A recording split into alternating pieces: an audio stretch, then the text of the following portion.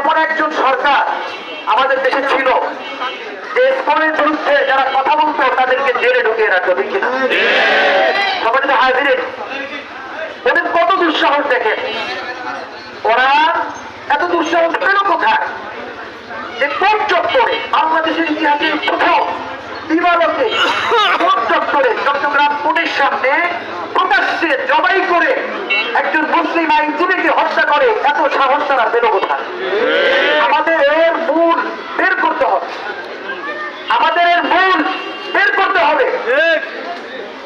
ওরা মূলত ভারতের পৃষ্ঠপোষকতায়, ভারতের পরামর্শে, পালিয়ে যাওয়া খুনি হাসিনার পরামর্শে তাদেরকে আবারও বাংলাদেশে এস্টাবলিশ করার জন্য বর্তমান যে সরকার আছে, অন্তর্বর্তীকালীন সরকার, তাদেরকে ব্যর্থ করার জন্য, বাংলাদেশকে পৃথিবীর সামনে একটা ব্যর্থ রাষ্ট্র হিসেবে দেখানোর জন্য তারা এরকম অরাজকতা এবং তারা একটা সাম্প্রদায়িক দাঙ্গা সৃষ্টি করার দায় তারা করতেছে।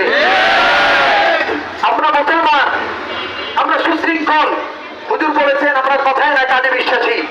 আমরা যখন করবো তখন দেখিয়ে দিব, কিন্তু আমরা সুশৃঙ্খল থাকবো, উশৃঙ্খল হবে না, ঠিক কিনা বলে? যদি ওরা আমাদের কোনো আরেকজন ভাইয়ের গায়ে হাত তোলার দুঃসাহস দেখায়, আমরা সুচিন্তিত ভাবে ওলামায়ে পরামর্শে, ওলামায়ে কেরামকে সাথে নিয়ে তাই হয়তো মুসলিম জনতাকে সাথে নিয়ে দিয়ে ওদের কারো হাতকে আমরা ভেঙে ঘুরিয়ে দিব। সুশৃঙ্খল থাকবো, কি বলেন? ইনশাআল্লাহ। সাহাবায়ে কেরাম ছিলেন সুশৃঙ্খল। মক্কায় 13 বছর তারা মার খেয়েছেন, রসুলের হুকুম হয় নাই, তারা শহীদ হয়ে গেছেন, কিন্তু হাত উঠান নাই। যখন হুকুম এসেছে তখন একটা কাফেরকেও তারা ছাড়েন নাই, ঠিক কিনা বলে? আমরা যখন অর্ডার পাবো, হুকুম পাবো, তখন আমরা ঝাঁপিয়ে পড়বো। কিন্তু এই মুহূর্তে আমরা দেখাবো যে এই বাংলাদেশকে আমরা কোনো হিন্দুর হাতে তুলে দিব না, ঠিক কিনা বলে? এই বাংলাদেশে কোনো হিন্দুত্ববাদীদের আস্ফালন, তাদের কোনো হস্তচক্ষু আমরা এটাকে দায় করি না, বরং সর্বক্ষণ আমরা এটাকে উপরে ফেলার জন্য প্রস্তুত আছি, ঠিক কিনা বলে? সামনে আসল কাজ, আমরা সুশৃঙ্খল ভাবে মিছিল করবো। আমাদের মিছিলের চরণ হবে সুশৃঙ্খল।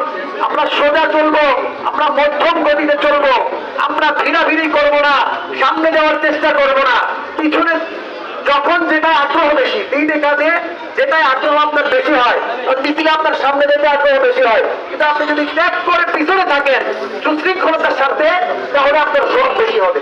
এই জন্য আমরা সুশৃঙ্খল ভাবে যাবো, কারো না আঘাত করবো না। রাস্তা দিয়ে আমরা এমন ভঙ্গিমায় যাবো, এখানে তো কোনো ইসকন নাই, এখানে সবাই আমাদের মুসলিম ভাই, সবাই যেন আমাদের সাথে শরীক হয়, কেউ যেন আমাদের থেকে ভয় না